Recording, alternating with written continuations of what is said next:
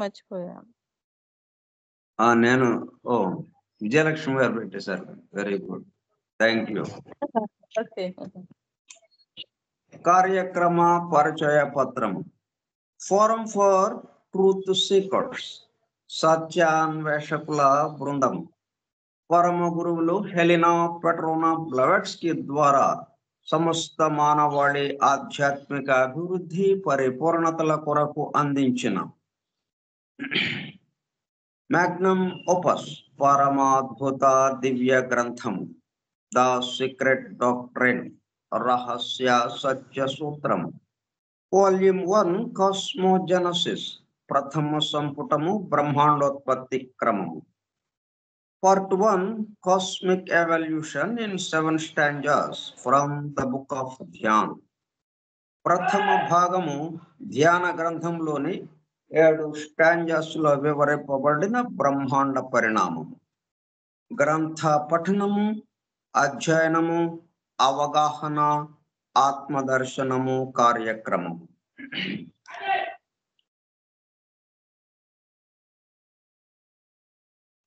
195వ పాఠము 7/10/2024 సోమవారము సాయంత్రం 4:30 గంటలు.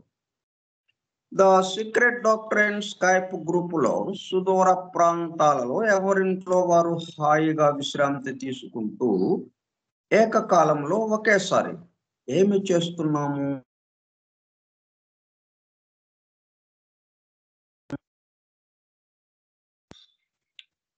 ఏమి వింటున్నాము, శాస్త్ర సాంకేతిక రంగంలో ఎంతో వేగముగా పురోగమిస్తున్న ప్రస్తుత కాలంలోనే మానవాళి అదే వేగంతో ఆధ్యాత్మిక రంగంలో కూడా పురోగమించుటకు వీలుగా ప్రపంచంలోని అన్ని జాతుల మతముల పవిత్ర గ్రంథములలో పొడుపు కథల రూపంలో అర్థము అయ్యి అవనట్లుగా ఉన్న సృష్టి రహస్యములను, సృష్టి అమరిక కూర్పును బహిర్గతం చేసి మానవాళికి అందించి వాటి అవగాహన ద్వారా ఆత్మ దర్శనము పొందుట అను దివ్య ప్రణాళిక అమలు పరచబడుటకు పరమ గురువులు మేడం హెలినా పెట్రోనా బ్లవెట్స్కీ ద్వారా అత్యద్భుతముగా అందించిన ద సీక్రెట్ డాక్ట్రైన్ గ్రంథంలో పాఠముగా ఇవ్వబడిన అతి నిగూఢములైన సృష్టి రహస్యములు, వాటి మూలము, గ్రంథ హృదయమును చేరు పద్ధతులు తెలుసుకోవాలనే తీవ్ర ఇచ్ఛతో, తపనతో సత్యాన్వేషణలో భాగముగా ఎన్నో నిగూఢ విషయములను మరింత లోతుగా తెలుసుకుంటూ సత్యమును చేరు ప్రయత్నంలో మనమందరము ఇక్కడ చేరాము. దానితో పాటు ఆధునిక విజ్ఞానం యొక్క దృష్టి పథము నుండి తప్పిపోయిన తత్వదర్శన అన్వేషణలో అనగా సత్యాన్వేషణ కొరకు కూడా ఈ గ్రంథము దగ్గరకు వచ్చాము. The true student of the Secret Doctrine is a జ్ఞానయోగి అని మేడం బ్లవెట్స్కీ తన చివరి రోజులలో అన్న మాటలను నిజం చేయటానికి మనమందరము జ్ఞానయోగిగా అవుటకు కూడా ఇక్కడ చేరాము. గత 2 సంవత్సరముల 8 నెలల కాలము పాటు ద సీక్రెట్ డాక్టర్ను గురించి తెలుసుకోవడానికి ప్రయత్నించిన మనము ప్రస్తుతము ఇక్కడ చేరి ద సీక్రెట్ డాక్టర్ను తెలుసుకుంటూ ఆపై సమస్త విశ్వముగా రూపుదాల్చిన ద సీక్రెట్ డాక్టర్ని యందు ప్రవేశించి ద సీక్రెట్ డాక్టర్గా స్వస్థితి యందు మేల్కాంచుటకు చేస్తున్న చిరు ప్రయత్నమే ఈ కార్యక్రమం. ఈ దివ్య జ్ఞాన మహాయజ్ఞ కార్యక్రమంలో పాల్గొని చెవియొగ్గి వినుచున్న అనగా ఒళ్ళంతా చెవులు చేసుకుని వినుచున్న ప్రియ సత్యాన్వేషక సోదర శ్రోతలందరకు నమస్కారం.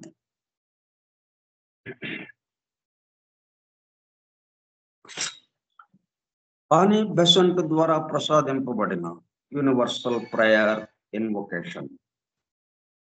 ఓ hidden life vibrant in every atom, oh hidden light shining in every creature, oh hidden love embracing all in oneness, may each who feels himself as one with thee know he is also one with every other.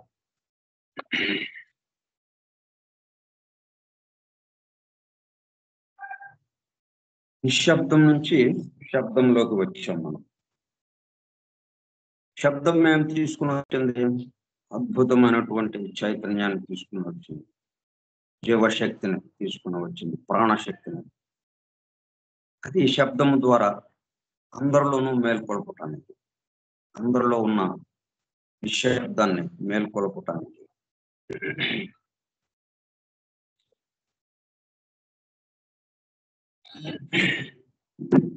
మనం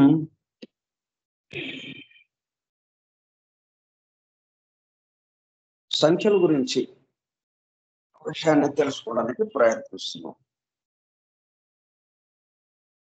వాస్తవంగా ఇది మనం 4వ stanza వచ్చినప్పుడు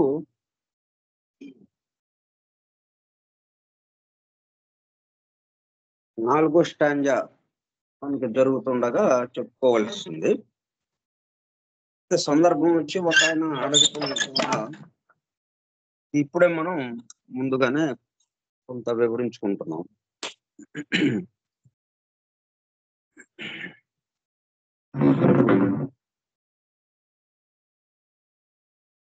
ఇది ఆధారం మనకి ఎకరాల కృష్ణమాచార్య గారు ఇచ్చినటువంటి స్పిరిచువల్ సైకాలజీ గ్రంథం. ఆ గ్రంథంలో మనకి కలర్, సౌండ్, షేప్, నెంబర్స్, ఈ 4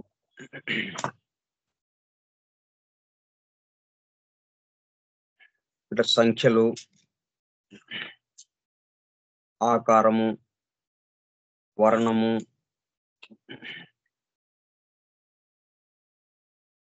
నాదము లేక శబ్దము, 4 రకాలు. ఈ 4 రకాలు మొట్టమొదటగా ప్రారంభంలో ఉన్నవి. దీని నుంచి మిగతా ధర్మాలన్నీ వీటితో పాటు ధర్మాల కన్నా ముందుగా ఉన్నవి అన్నట్టుగా అన్నమాట. ఈ 4 ఈ సృష్టి మొత్తం మిగతా అన్నిటినీ పని చేపిస్తూ ఆ ప్రళయ స్థితి నుంచి సృష్టి స్థితిలోకి వచ్చేటప్పుడు, మరలా సృష్టి స్థితి నుంచి ప్రళయ స్థితిలోకి వెళ్ళేటప్పుడు ఈ 4 ఎందుకంటే దీన్ని ఆకల్ట్ కీబోర్డ్ అన్న పదం వాడారు.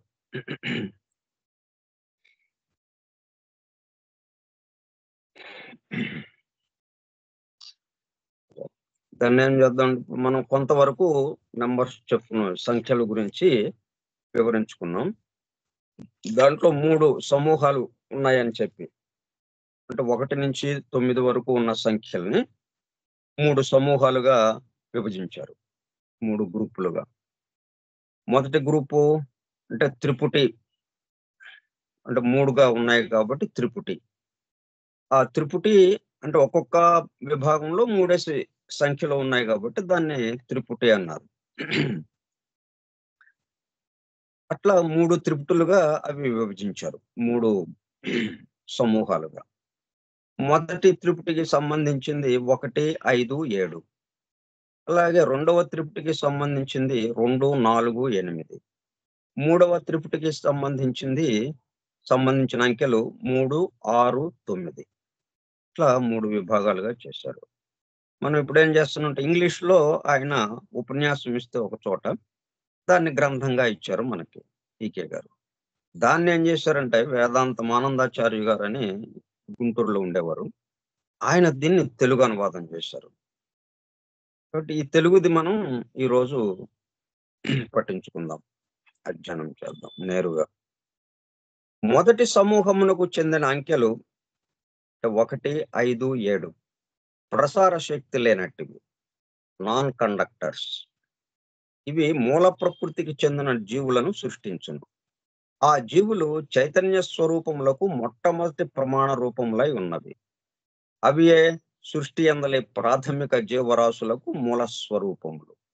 ఈ అంకెలపై లేక సంఖ్యలపై ధ్యానము నిలబడినచో సాధకుని మనస్సునకు ఏకత్వముగు శక్తి, ఫ్యాకల్టీ ఆఫ్ యూనిఫికేషన్ లభించును. అనగా అనేకత్వంలోని ఏకత్వమును దర్శించు యోగ దృష్టి లభించును అని అర్థం. మహోన్నత దార్శనికులైన ఋషుల యోగ దృష్టి ఇది. వాళ్ళ దృష్టి ఏంటి? అనేకత్వంలో ఏకత్వాన్ని దర్శించటం. అనేకత్వాన్ని వదిలేసి ఏకత్వంలోకి వెళ్ళిపోవటం కాదు. దేన్ని వదిలేయటం కాదు. అంటే ఉన్నదంతా ఎవరిది? సృష్టించిన వాడిది. అదంతా ఈ మొత్తానికి ఆధారమైన వాడెవడో వాడు చేస్తున్న పని. కాబట్టి వాడు చేస్తున్న పనిలో సగం వదిలేసి మనం ఇది బాగోలేదండి అని ఇంకొక దాంట్లోకి వెళ్ళటం కాదు మనం.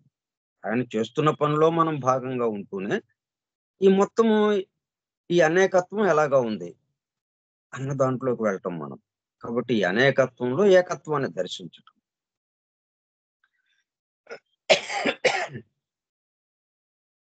ఇక అంటే ఈ 1, 5, 7 ఈ 1, 5, 7గా ఉన్నటువంటి ఏదైనా సరే ఈ సృష్టిలో అవన్నీ మనల్ని ఏకత్వం కేసి దారి తీస్తూ ఉంటాయి. అంటే అనేకత్వానికి అది దారి తీస్తుంటుంది. అదే సమయంలో ఆ అనేకత్వంలో ఉన్నటువంటి ఏకత్వానికి కూడా అది దారి చూపేదిగా ఉంటుంది. ఇక రెండవ సమూహమునకు చెందిన సంఖ్యలు అంటే 2, 4, 8 విశ్వవ్యాపక శీలత్వమును అనుగ్రహించు సాంఖ్య దేవతా శక్తులు. నానా దిశలయందు వ్యాపించి ఉన్న విశ్వరూప సందర్శనము వీని యందు గోచరించుచున్నది. ఇవి సాధకునకు ఒకానొక దార్శనిక శక్తిని అనుగ్రహించును. దానితో అతడు 4 కొలతలు గల విశ్వరూపమును దర్శించగలడు. ఆ కొలతలు ఇవి: ఏకరేఖ స్ట్రైట్ లైన్, లెంగ్త్ పొడవు, బ్రెడ్త్ వెడల్పు, థిక్నెస్ మందము. ఇట్లా 4 రకాలు. దీన్ని మనం దర్శించగలుగుతాం. ఈ రెండవ సమూహానికి చెందినటువంటి 2, 4, 8 వీటి మీద దృష్టి పెట్టినప్పుడు అంటే 2 అని మనము ధ్యానం చేస్తూ ఉంటే 2గా ఉన్నాయన్నీ మనకి దర్శనమిస్తాయి. ఇట్లా 4 అన్నప్పుడు 4గా ఉన్నవన్నీ దర్శనమిస్తుంటాయి. 8 అన్నప్పుడు 8గా ఉన్నాయన్నీ దర్శనమిస్తాయి. అలాగా చూస్తూ ఉంటే ఈ కొలతలన్నీ మనకి తెలుస్తూ ఉంటాయి. 4th డైమెన్షన్, 3rd డైమెన్షన్ ఇప్పుడు ఏంటి మనకి length, breadth, thickness. 4th dimension, 5th dimension, 6th dimension అట్లా 7 డైమెన్షన్స్ ఉన్నాయి. ఆ 7 డైమెన్షన్స్ ను కూడా దీంట్లో దర్శించే శక్తి మనకి ఈ 2, 4, 8 అంకెల ద్వారా మనకి తెలుస్తుందన్నమాట.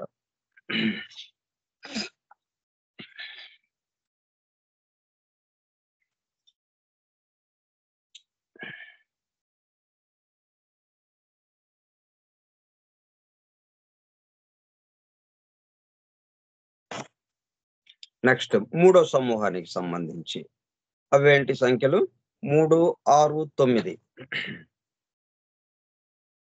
ఆత్మ భ్రమణమును సూచించుచున్నవి. ఇవి మనస్సునకు సంచలనము కలిగించి ఒక వర్తులాకారముగా గాని, ఒక గోళముగా గాని, శంఖావృత రేఖలను గాని, ఒక కోణములోని వంపులను గాని దర్శించుటకు కావలసిన శక్తిని సాధకునకు అనుగ్రహించుతున్నది. సాధకునకు అనుగ్రహించుచున్నదంటే దాని పట్ల మేల్కాంచటం. అది ఎక్కడుంది ఆ శక్తి? మనలోనే ఉంది. ఆ అంకెలు ఎక్కడున్నాయి? మనలోనే ఉన్నాయి. ఆ మనలో ఉన్న అంకెల ద్వారా ఒక వర్తులాకారముగా గాని, ఒక గోళమును గాని, శంఖావృత రేఖలను గాని, ఒక కోణంలోని వంపులను గాని దర్శించుటకు కావలసినటువంటి శక్తిని అది అనుగ్రహిస్తూ ఉన్నది.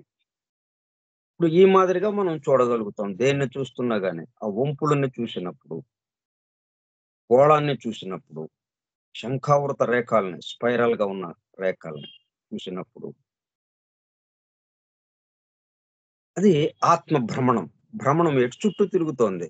తన చుట్టూ తాను తిరుగుతోంది.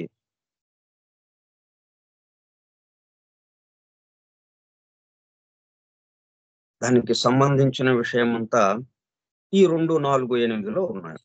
3, 6, 9 ఈ 3వ సమూహానికి సంబంధించినటువంటి త్రిపుటి ఏదైతే ఉందో 3, 6, 9 సంఖ్యలు అవి తెలియజేస్తున్నాయి. ఈ సమస్తము దేనితో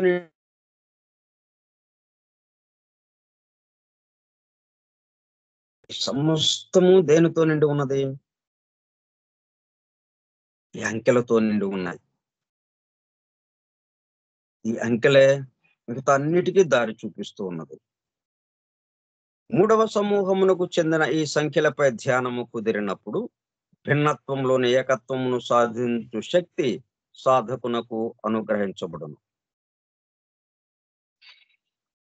పైన నుడివిన దివ్య శక్తులన్నీ సమ్మేళన రూపంలో మానవుని యందు పొందుపరచబడి ఉన్నవి.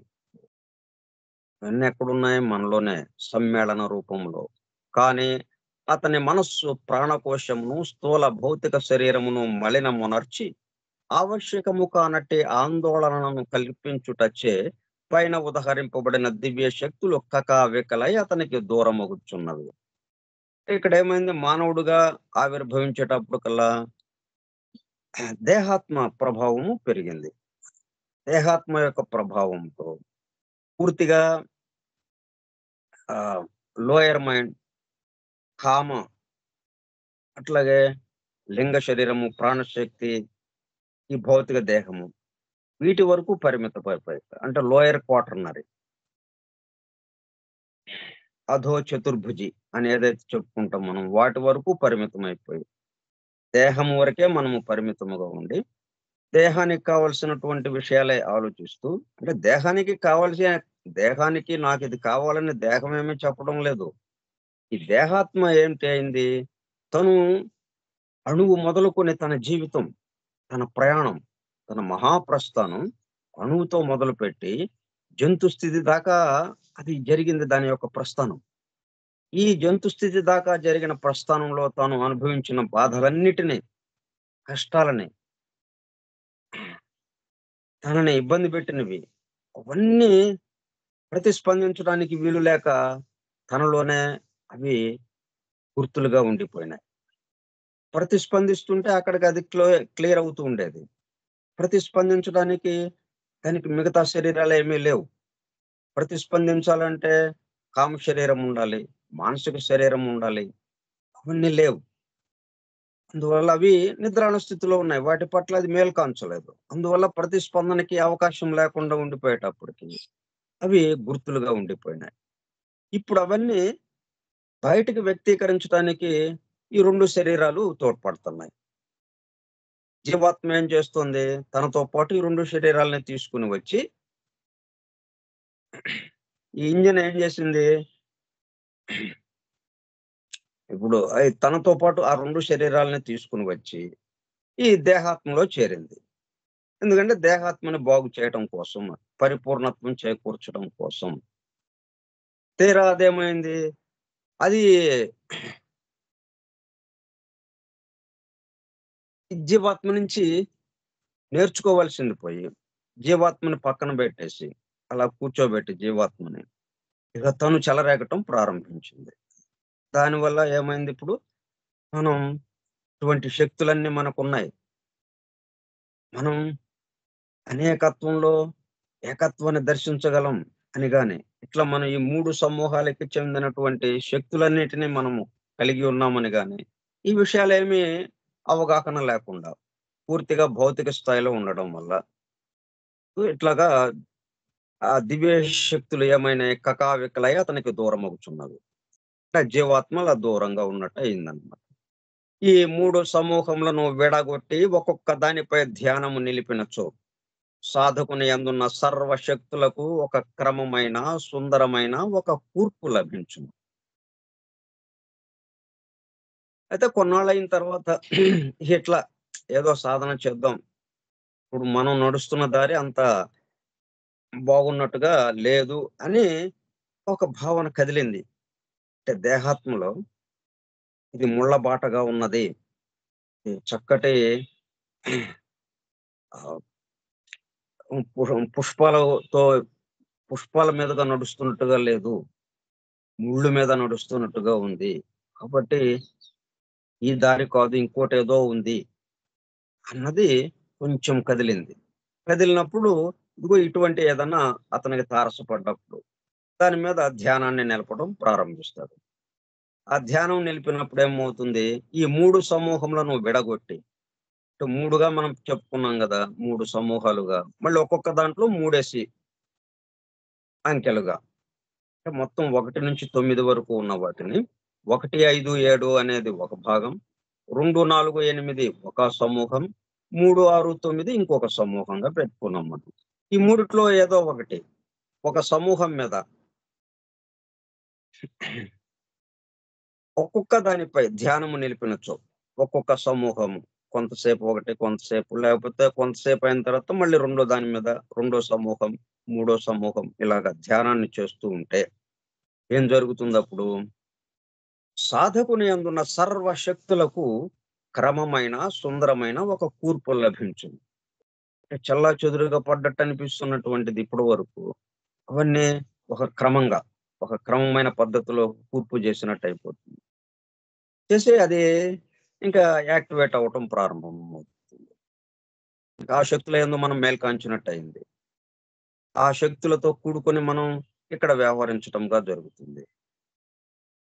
నిశ్శబ్దం నుండి మరి శబ్దం ఎలాగో ఎలా వచ్చింది? శబ్దము తనతో పాటు ఆ చైతన్య శక్తిని కూడా తీసుకొని వచ్చింది.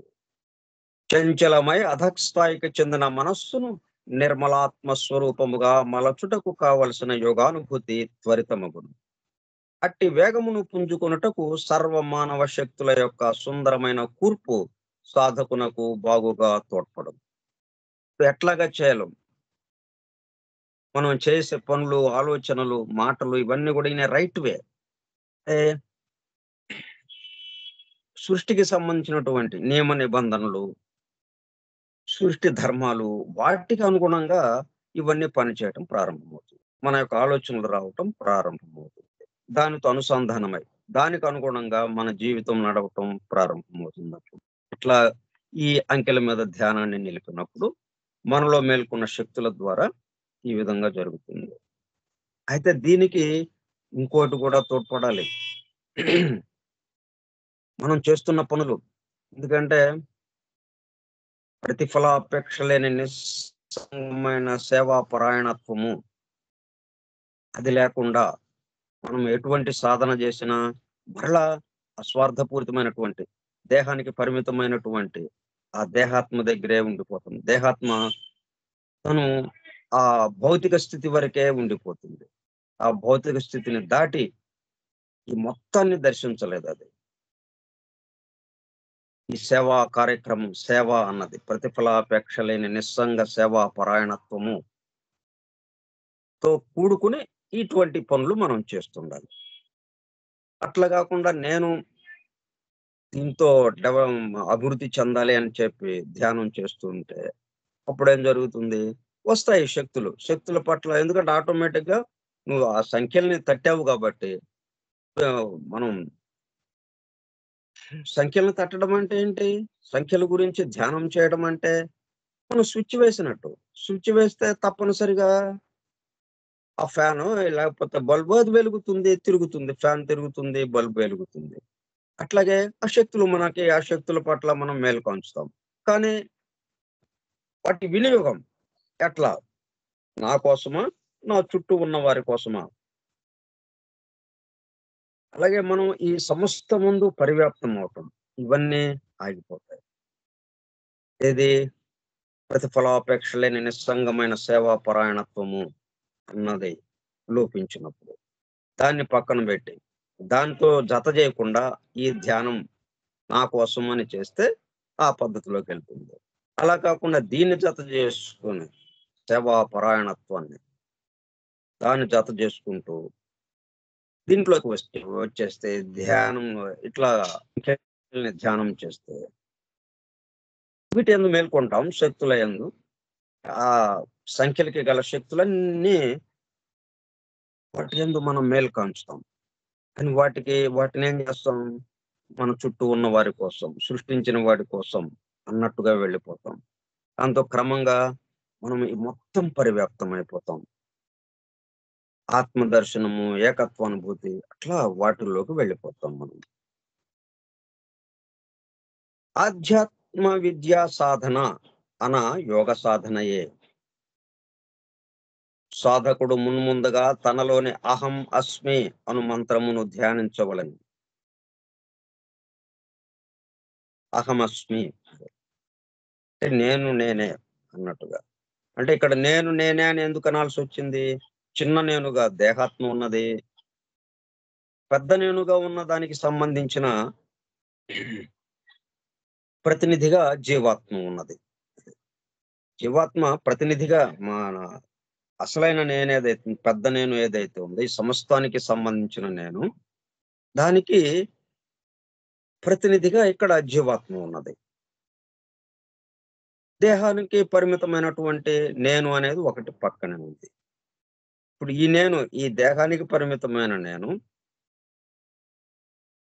ఈ జీవాత్మగా అవ్వటం అనేది, అలాగే మొత్తానికి సంబంధించిన నేనుగా మారటం అనేది. I am that I am. ఈ చిన్న నేను ఆ పెద్ద నేనునిగా ఉన్నాను. ఆ పెద్ద నేనుగా నేను ఉన్నాను అన్నది ఆ భావంలోకి రావటం మనం.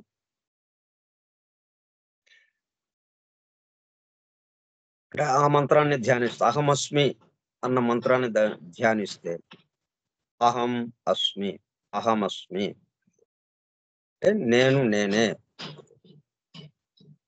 ఆ పెద్ద నేను ఏదైతే ఉందో ఆ నేనుని నేను. అంతేగాని దేహానికి పరిమితమైన నేనుని కాదు. దేహానికి పరిమితమైన నేనుగా అది రూపు దాల్చింది. రూపాంతరం చెందింది. కానీ ఏది రూపాంతరం చెందింది?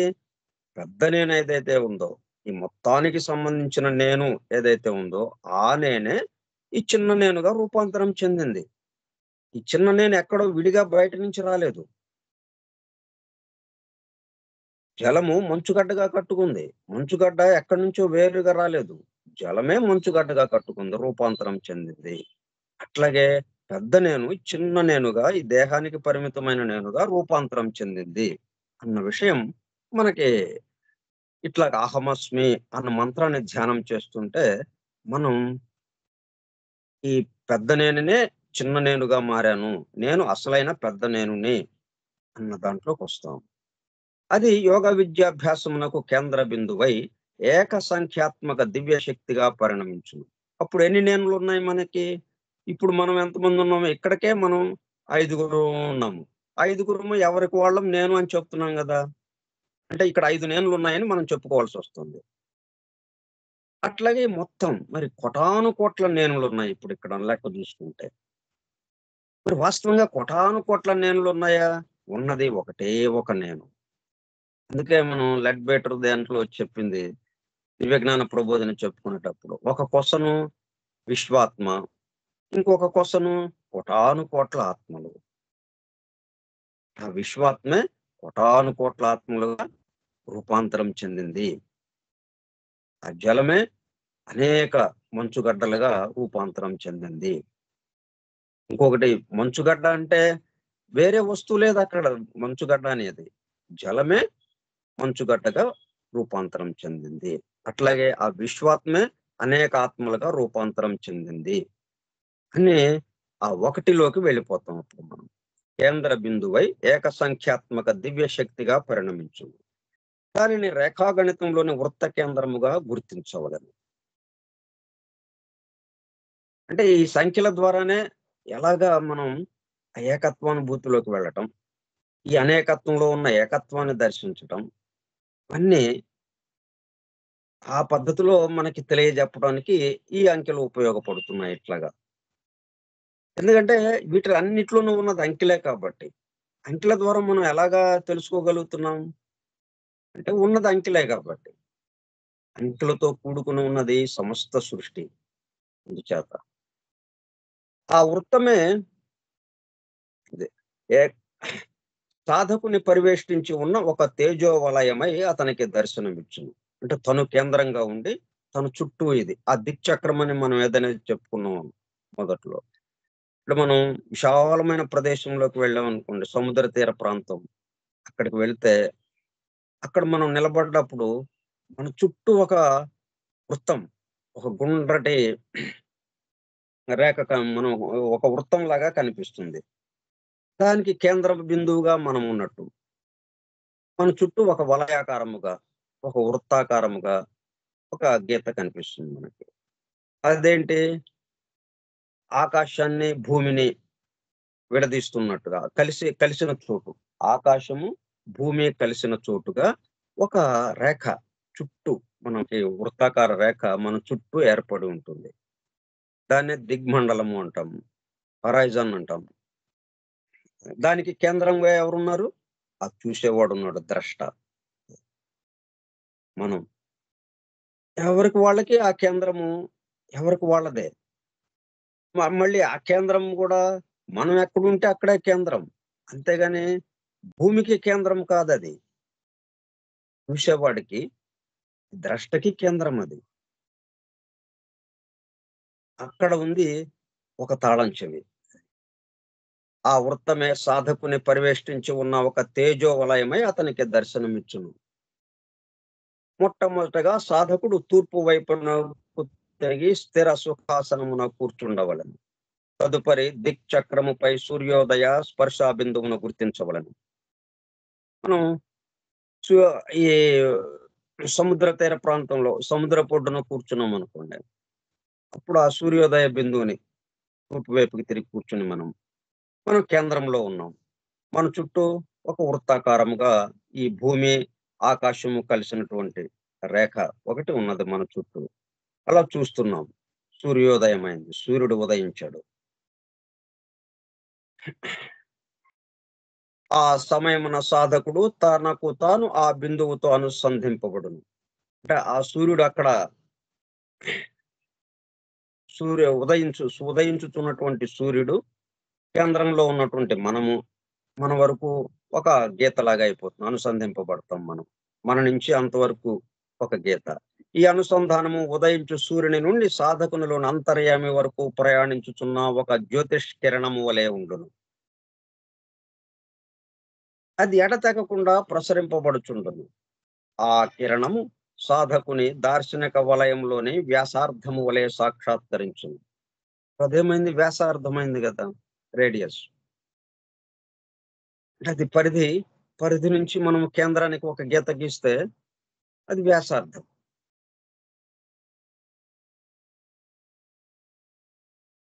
క్రమక్రమముగా ఈ అనుసంధానము ముందునకు సాగి దిక్చక్రమునకును వ్యాసార్థము వలె భాషించుచున్న జ్యోతిష్ కిరణమునకును మధ్య ఒక స్థిర సంబంధమును కూర్పు చేయును. ఆ స్థిర సంబంధమే సాధకుని భౌతిక జ్ఞాన సర్వస్వమునకును ఆధారమగుచున్నది. ప్రాచీన ఋషి పొంగవులు ఈ స్థిర నిష్పత్తిని పైగా అర్థం చేసుకున్నది. 22/7 అనేది ఏదైతే ఉందో పై. ఇది సంఖ్యాగర్భితమైన ఒక శక్తి స్వరూపము. కొన్ని యోగ విద్యా సంప్రదాయములలో ఈ శక్తి స్వరూపమును పరమ గురువైన పైమండరిస్సుగా గుర్తించి ధ్యాన స్వరూపమును అనుగ్రహించబడుచున్నది. ఇదంతా దేనికి సంబంధించింది? Geometrical geometry. కాబట్టి జామెట్రీకి the grand geometrician of the universe ఎవరైనా పైమండరిస్.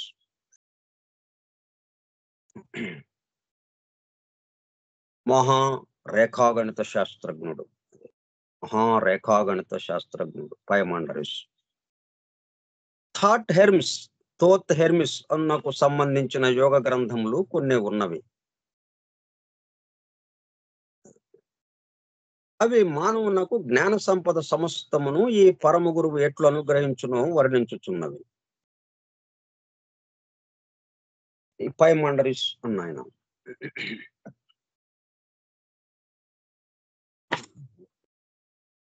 ఇప్పుడు తోత్ హెర్మిస్ అనేది పదం వచ్చింది కదా! అంటే ఈ రెండిటిని కలిపి ఒకటిగా మనకు అందించారు. తోత్ అనేది ఈజిప్షియన్ సంప్రదాయంలో ఉన్నటువంటిది. హెర్మిస్ మనం ఈ గ్రీకు సంప్రదాయంలో ఉన్న పురాణ గాథలకి సంబంధించినటువంటి ఒక దేవత. ఈ తోత్ అనైన ఈజిప్టు పురాణ గాథలకి సంబంధించినటువంటి ఒక దేవత. ఈ రెండిటికి సంబంధించి కొంచెం వివరించుకుందాం మనం.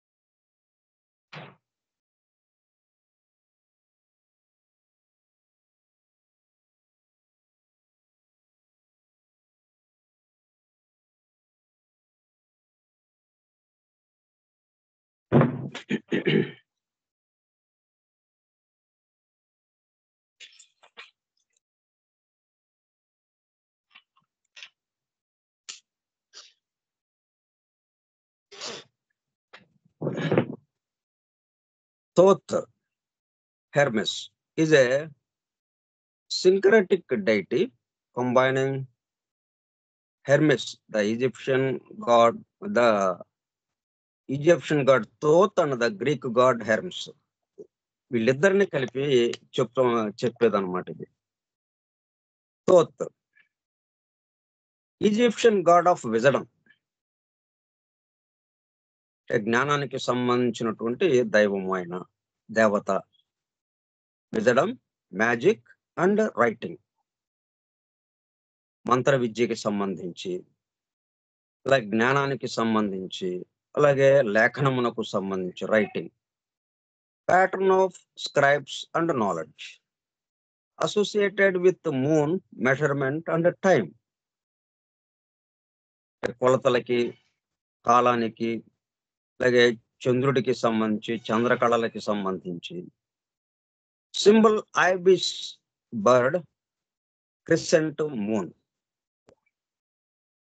తోతు ఈ జ్ఞానానికి సంబంధించి, మ్యాజిక్ మంత్ర విద్యకి, లేఖనానికి సంబంధించిన ఇదిగా ఉన్నాడు. హెర్మ్స్ ఏంటి? Greek messenger God. మనం ఇంతకు ముందు నుంచి చెప్పుకున్నాం. మనం బైబిల్ క్లాసులో, బైబిల్ అధ్యయన తరగతిలో మనం ఈ హెర్మ్స్ గురించి సవివరంగా వివరించుకున్నాము. దాంట్లో ఏంటి వచ్చింది? Messenger and herald of supreme deity, వార్తాహరుడు ఆయన. Pattern of commerce, travellers and athletes, associated with speed, cunning and wisdom. Symbol, ఈయన యొక్క సింబల్ ఏంటి? వింగ్డ్ శాండల్స్, కెడ్యూసియస్, అంటే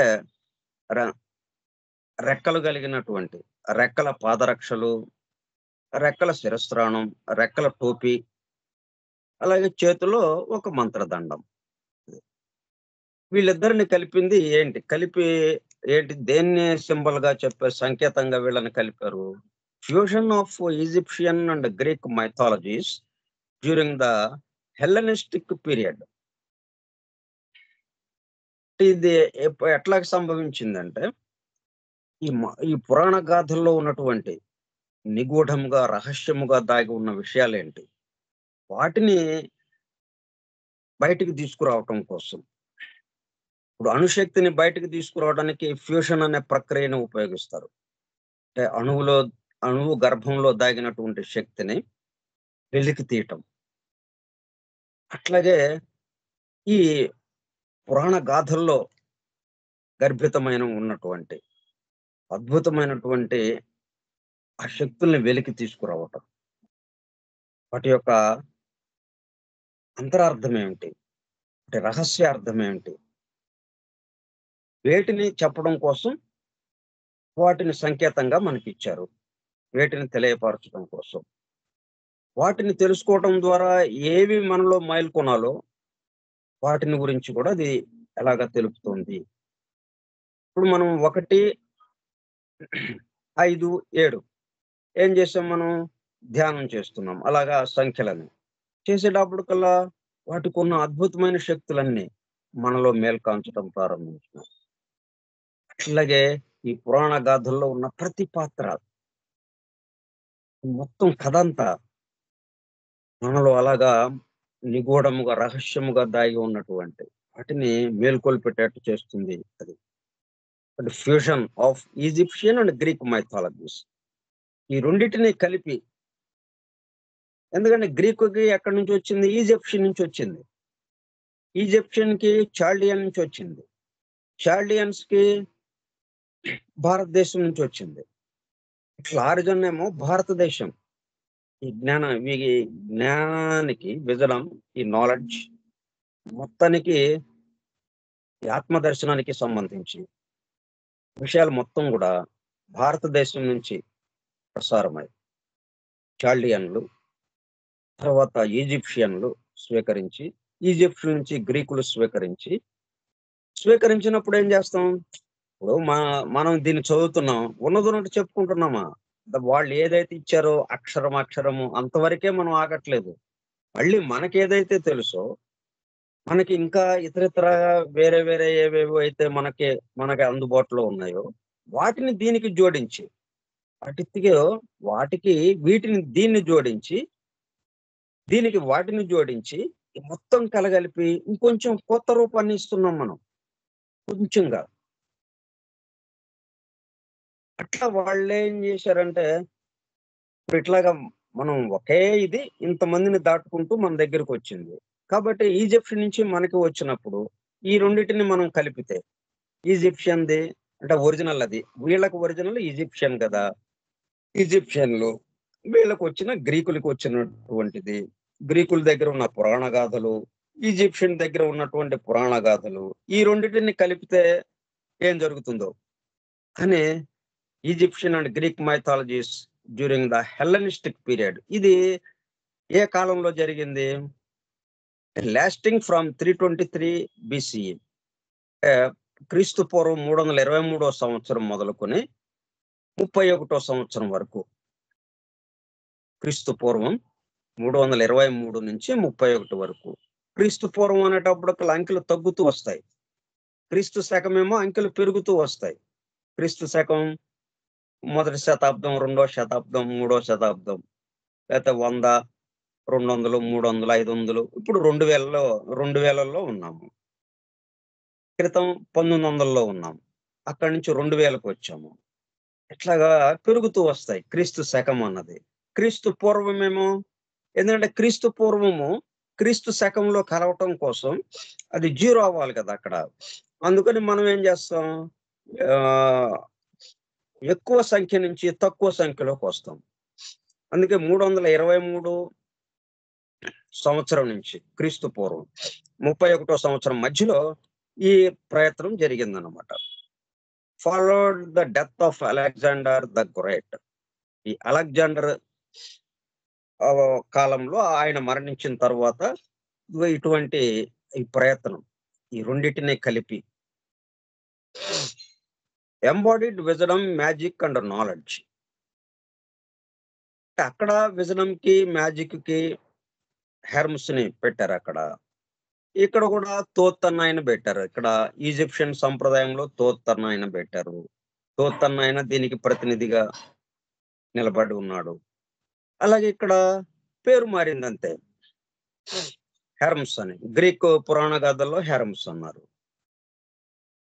associated with alchemy, astrology and హెర్మాటిసిజం.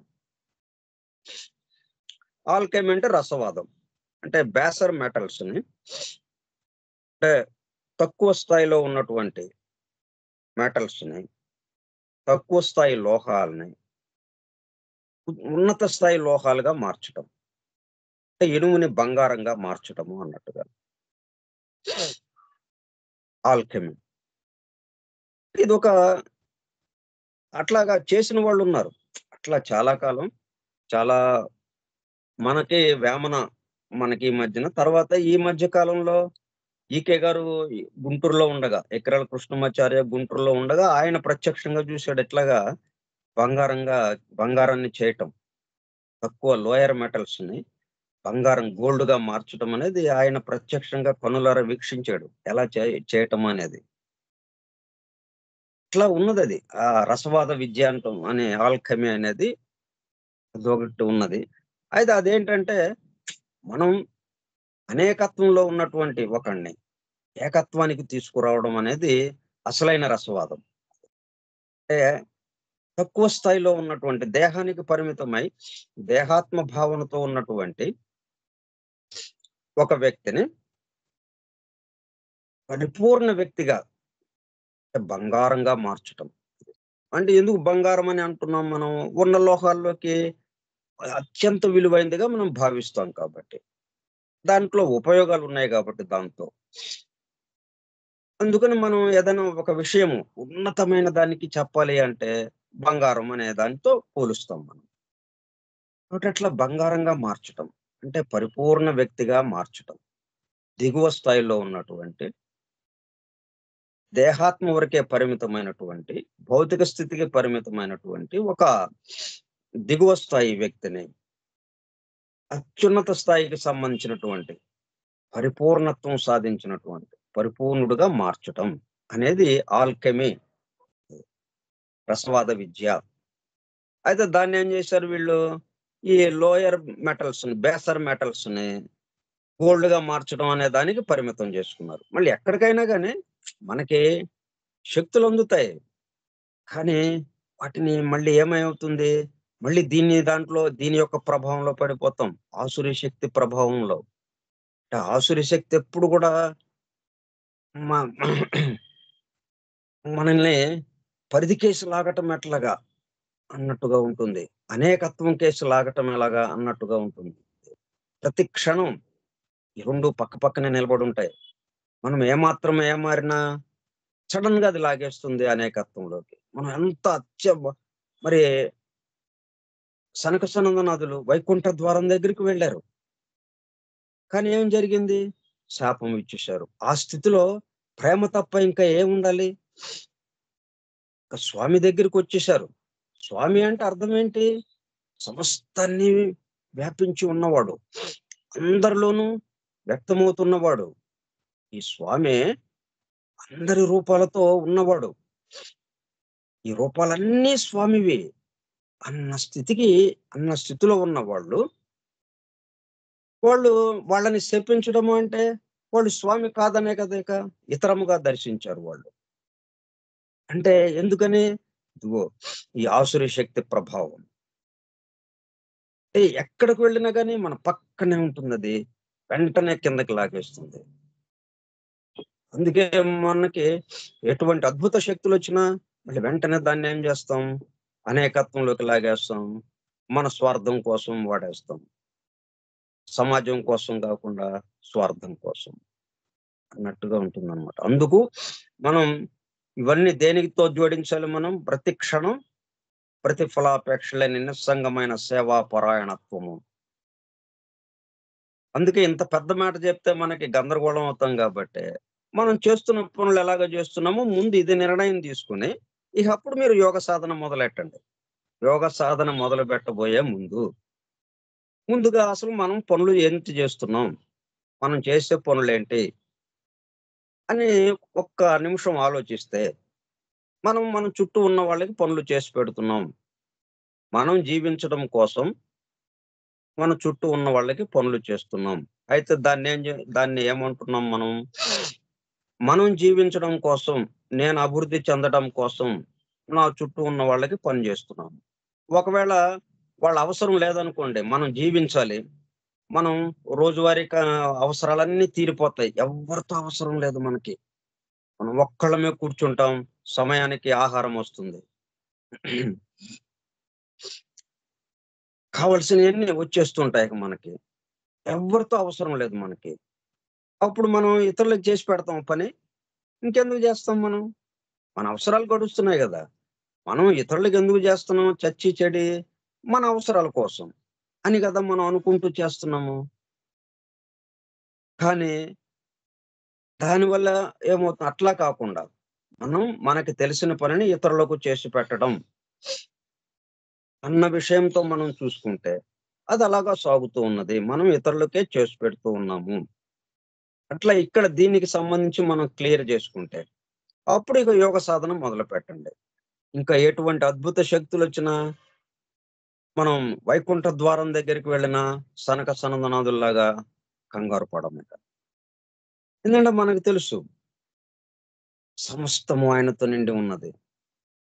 వాళ్ళు ఆగమన్నారు. ఓకే. ఆగుతాం. అంటే ఇప్పుడు సమయం కాదు. మనం ఆయన దర్శించే సమయము ఇంకా కొంచెం ఉంది. మనము ముందరే వచ్చాం ఇక్కడికి. అది. ఇక్కడ ఏంటి జరిగింది? ముందే వచ్చాం. మనము ఒక గంట తర్వాత రావాల్సింది ఒక గంట ముందుగా వచ్చాం. మనం స్టేషన్‌కెప్పుడొచ్చాం? రైలేమో ఫలానా టైంకయితే, ఆ రైలు వచ్చే టయానికి ఒక గంట ముందే వచ్చాం. కాబట్టి నాకు రైలు ఇప్పుడే రావాలి అంటే ఎలా కుదురుతుంది? కుదరదు గదా! రైలు వచ్చే టయాన్ని బట్టి మనం ఉండాలి గానీ, మనం మట్టి రైలు ఉండదు గదా! రైలేమో అందరికీ సంబంధించింది. స్వామేమో అందరికీ సంబంధించిన వాడు. మనం, మనం ఆ స్వామిని దర్శిద్దాం అన్నట్టుగా మనం వచ్చాము. ఆ రైలు ఎక్కుదామని మనం వచ్చాము. కాబట్టి రైలుని బట్టి మనం బట్టి రైలు గాదు కదా! కాబట్టి మనం స్టేషన్‌కి చేరాము. స్టేషన్ అంతా ఖాళీగా ఉంది. ఇదేంటి అనంటే ఇంకా గంట టైం ఉందండి రైలు రావడానికి అన్నారు. కాబట్టి వెయిట్ చేయాలి అంతే. నేనొచ్చాను, రైలు ఇప్పుడు రావాల్సిందే అంటే కుదురుతుందా? కుదరదు. అట్లా ఆ అవగాహనతో మనం వాళ్ళు ఆగమన్నారు. జయ విజయాలు. యెస్, ఆగాం. అట్లా ఉంటుంది. యోగ సాధన ఎక్కడ మొదలుపెట్టాలి మనం? మన అభివృద్ధి కోసం కాకుండా, ఈ సమస్తం మనం మన చుట్టూ ఉన్న వారి కోసం చేస్తున్నాం. ఇంకా మరింత మెరుగ్గా చేయటం కోసం యోగ సాధన అన్నట్టుగా మొదలుపెడితే ఎక్కడ మనం కన్‌ఫ్యూజ్ కాము. Featured in ancient Greek and Egyptian texts, including the Hermetic corpus, a collection ancient texts explores spiritual and philosophical concepts, including cosmology, alchemy, divination, spiritual growth. ఈ విషయాలు ఇట్లా ఆ రెండిటిని కలిపి, ఆ 2 పురాణ గాథలని కలిపి, తోత్ అక్కడ ఎవరైతే ఉన్నారో ఈజిప్షియన్‌లో, హెర్మ్స్ గ్రీక్‌లో ఎవరైతే ఉన్నారో, ఈ ఇద్దరిని కలిపి ఈ విధంగా కాస్మాలజీ గురించి, అంటే ఈ విశ్వం గురించిన వివరణ,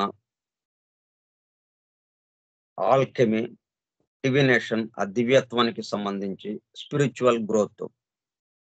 మనం ఈ చిన్న నేను నుంచి పెద్ద నేనుకి మారటం ఎలాగా? రూపాంతరం చెందటం. పెద్ద నేను ఎలాగైతే రూపాంతరం చెంది చిన్న నేనుగా మారిందో, అట్లాగే చిన్న నేను కూడా మళ్ళా రూపాంతరం చెంది పెద్ద నేను అవటమే. జలం ఎలాగైతే మంచుగడ్డగా మారిందో, మంచుగడ్డ జలముగా మారటమే. ఇంక వేరే విషయం ఏముందక్కడ? అది ఇది, ఇది అది అవ్వటం. ఎక్కడున్నా గాని ఉన్నది ఒకే వస్తువు. Thoth herms represents the union of Egyptian and Greek wisdom, symbolizing knowledge, wisdom, spiritual growth, cosmic understanding. అట్లా వీళ్ళు క్రమక్రమంగా, అంటే గ్రీకులది వేరండి, అలాగే ఈజిప్షియన్‌లది వేరండి అని అనుకోకుండా వాళ్ళిద్దరిని జత చేసేయటంతో మరింత మెరుగ్గా ఈ సృష్టిని అర్థం చేసుకోవడానికి అవకాశం ఏర్పడింది.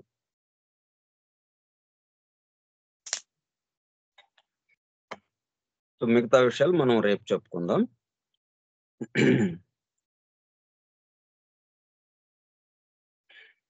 అంటే హెర్మ్స్ తోత్ హెర్మ్స్‌కి సంబంధించిన యోగ గ్రంథములు కొన్ని ఉన్నవి. అవి మానవునకు జ్ఞాన సంపద సమస్తమును ఈ పరమ గురువు ఎట్లు అనుగ్రహించునో వర్ణించుచున్నవి. ఆ పైమండరిస్ ద్వారా. సో, మిగతా విషయాలు మనం రేపు చెప్పుకుందాం. స్వస్తి ప్రజాభ్యః పరిపాలయంతాం న్యాయేణ మార్గేణ మహీం మహీషాః. గోబ్రాహ్మణేభ్యः శుభమస్తు నిత్యం. లోకాः సమస్తాः సుఖినో భవంతు. లోకాः సమస్తాः సుఖినో భవంతు. లోకాः సమస్తాः సుఖినో భవంతు. ఓం శాంతి శాంతి శాంతిః. వాసుదేవ.